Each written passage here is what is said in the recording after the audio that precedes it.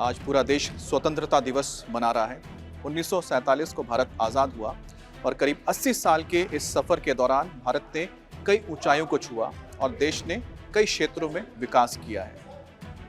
अब 80 साल की इस जर्नी को, 80 साल के इस सफ़र को हम एक साथ तो बता नहीं सकते, लेकिन ये ज़रूर समझ सकते हैं कि हर एक दशक में भारत ने तरक्की की। हो सकता है कि कुछ दशक हमारे लिए बहुत स्लो रहे, कुछ बहुत बेहतरीन रहे, लेकिन पिछले 10 साल या पिछले 12 साल भारत के कैसे रहे और इन पिछले 10 साल और 12 साल में भारत ने कहां से कहां तक छलांग लगाई है, छलांग लगाई भी है या नहीं, इस पर भी हम बात करेंगे, क्योंकि सवाल तो उठाया ही जाता है। और साथ ही साथ भारत को लेकर दुनिया के नजरिए में क्या बदलाव आया, भारत को अब दुनिया किस तरह से देखती है, भारत की विकास यात्रा और दुनिया की बदलती धारणा, आज इसी पर हम बात करेंगे इस वीडियो में। सबसे महत्वपूर्ण है अर्थव्यवस्था। किसी देश की स्थिति कैसी है या किसी देश को बाकी दुनिया किस तरह से देखती है, ये सिर्फ और सिर्फ उसके अकाउंट पावर को देखा जाता है। यानी कि किसी व्यक्ति को अगर आप देखते हैं तो यही देखते हैं ना कि उसके पास पैसा कितना है, कितना समृद्ध है। अगर उसके पास पैसा है तो उसको माना जाता है कि वो बहुत ही समृद्ध है, और अगर उसके पास पैसा नहीं है तो फिर वो गरीब है। अब भारत जब आज़ाद हुआ था तो भारत को एक थर्ड वर्ल्ड कंट्री के तौर पर देखा जाता था, डेवलपिंग नेशन की तरह लगातार देखा जा गया। लेकिन क्या भारत अब विकसित एक देश बनने की राह पर दौड़ा है, चला है और कहां तक पहुंचा है, इसी पर बात करेंगे और आंकड़ों के जरिए हम समझ लेंगे। अर्थव्यवस्था भारत की एक बड़ी वैश्विक आर्थिक शक्ति बना है। जी हाँ, भारत की जो अर्थव्यवस्था है, अगर इस पर देखा जाए तो हम पिछले 12 साल के सफर को देख रहे हैं। 12 साल के सफर को, यानी 2014 के बाद से 2026 तक, तो 12 साल का ये सफर। और इसमें सबसे पहले हम बात करते हैं अर्थव्यवस्था की, क्योंकि 2014 में भारत की जो अर्थव्यवस्था थी वो 2 ट्रिलियन थी, 2 ट्रिलियन की इकोनॉमी थी। और 12 साल में या 10 साल में आप कह सकते हैं, 10 साल में ये आंकड़ा करीबन 4 ट्रिलियन तक पहुंची। तकरीबन 4 ट्रिलियन तक हमारी इकोनॉमी पहुंच गई है, क्योंकि जिस तरह से पिछले 10 से 12 साल में भारत ने तरक्की की है और भारत में जिस तरह से इंडस्ट्रीज और साथ ही नए जो क्षेत्र खुले हैं भारत के लिए, उसने भारत की इकोनॉमी को एक बूस्ट दिया है।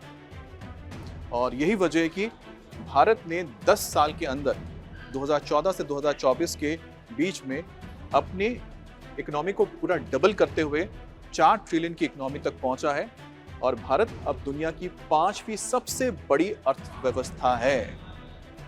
5वीं सबसे बड़ी अर्थव्यवस्था।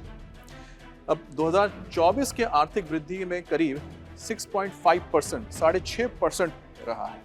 और मान के चलिए 2024 का मैं आंकड़ा बता रहा हूँ, 2026 में भी जो वर्ल्ड बैंक की ओर से बताया गया, उसमें भी हमारी जो प्रगति है, जो विकास दर है, वो 6.5% से ज़्यादा है। 6.5 से लेकर 7% तक। इसमें आगे पीछे थोड़े बहुत चीज़ें होती रहती है। उसकी वजह है वैश्विक हालात, क्योंकि मिडिल ईस्ट में जिस तरह से हालात बने हुए हैं, रशिया और यूक्रेन के बीच भी युद्ध जारी है, तो इसने कहीं ना कहीं इस जो आंकड़े होते हैं या फिर जो भी आपकी गति होती है उसको कभी स्लो कर देते हैं, कभी बढ़ भी जाते हैं। एफडीआई की बात की जाए, फॉरेन डायरेक्ट इन्वेस्टमेंट में देखिए कितना बदलाव आया है पिछले एक दशक में। तो भारत ने कितनी तरक्की की। 2013-14 में 36 अरब डॉलर एफडीआई भारत आया और यही बढ़कर 2024-25 में 81.04 अरब डॉलर तक पहुंच गया। तो आपने देखा ये जो छलांग 10 साल में भारत ने लगाई है। तो भारत अब एक वैश्विक आर्थिक विकास का प्रमुख इंजन बनता जा रहा है।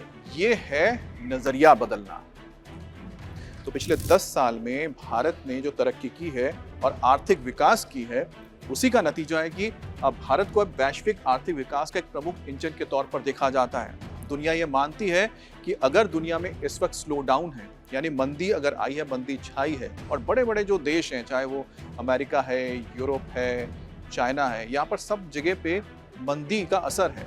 लेकिन भारत उसके बीच एक ऐसा ग्रोथ इंजन देखा जाता है, क्योंकि भारत की जो जीडीपी है, जो विकास दर है, पूरी दुनिया में सबसे है, फास्टेस्ट ग्रोइंग इकोनॉमी, और अभी भी विकास दर सबसे ज्यादा है पूरी दुनिया में, 6.5 से लेके 7%। और उस वक्त जब पूरी दुनिया इस वक्त मिडिल ईस्ट में युद्ध के वजह से मंदी के मार को झेल रहे हैं, तेल के दामों में उछाल आया है।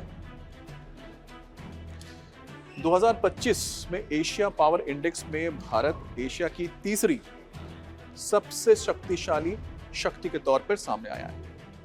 तीसरी सबसे शक्तिशाली, क्योंकि एशिया में चीन, जिसकी इकोनॉमी कितनी है, हमारी अभी 4 ट्रिलियन की इकोनॉमी है, और दूसरी तरफ चीन है जिसकी करीब 15 से 16 ट्रिलियन की इकोनॉमी है। इसके बाद जापान, साउथ कोरिया, सिंगापुर, ऐसे भी देश हैं जो भारत से बहुत पहले विकसित हुए, और जापान को विकसित देश माना जाता है।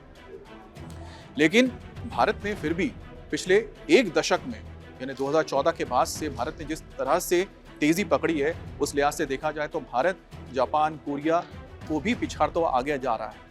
सिंगापुर, ये जो तमाम विकसित देश रहे हैं, इनकी इकोनॉमी हमसे ज्यादा बढ़ी रही है। हालांकि चीन की अगर बात की जाए, चीन के साथ अगर मुकाबला है, तो उसके लिए भारत को अभी और प्रयास करने भी पड़ेंगे और आगे बढ़ना भी पड़ेगा। तो अर्थव्यवस्था के मामले में तो भारत को लेकर दुनिया का नजरिया बदला है। अब भारत को एक ग्रोथ इंजन के तौर पर देखा जाता है और एक बड़े वैश्विक आर्थिक ताकत के रूप में माना भी जाता है।